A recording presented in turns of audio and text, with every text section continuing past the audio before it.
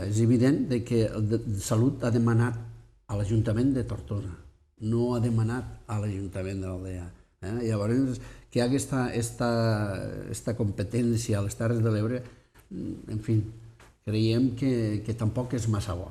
Ens hauríem d'ajuntar tots per una vegada, més que sigui, i dir, xiquets, hi ha una necessitat d'un nou hospital a les Terres de l'Ebre i de les Terres de l'Ebre.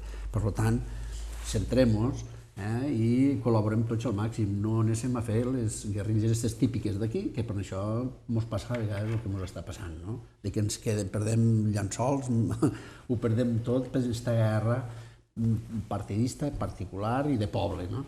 Hem d'anar, en aquest cas, tots a una i remar en la mateixa direcció. Si Salut decideix quedar aquí, anem, sumem. Molta gent fan ja, mira, com ja tenim la carta aquí, ja no cal recollir signatures, ja s'ha acabat. No, no ens equivoquéssim.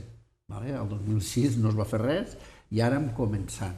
I hem d'estar presents cada dia i a tots els llocs per a seguir insistint i a través de la firma és el que ens fa més, ens apodera a nosaltres per a poder fer força davant l'administració. A cada fi de setmana intentarem anar cobrint el territori per a fer presència i dir a la gent, compte, necessitem el teu apoyo, la teva signatura, així que endavant, perquè si no, potser sí que si no ens manegem, d'aquí 15 anys tornarem encara a estar igual, perquè es corre aquest perill, que la gent faci, mira, com ja s'ha fet això d'aquí dalt, i si els col·loquen els dos ascensors que volen fer, i si el pàrquing tal com ell diu, no sé, ja veràs com, mira, ja estem bé.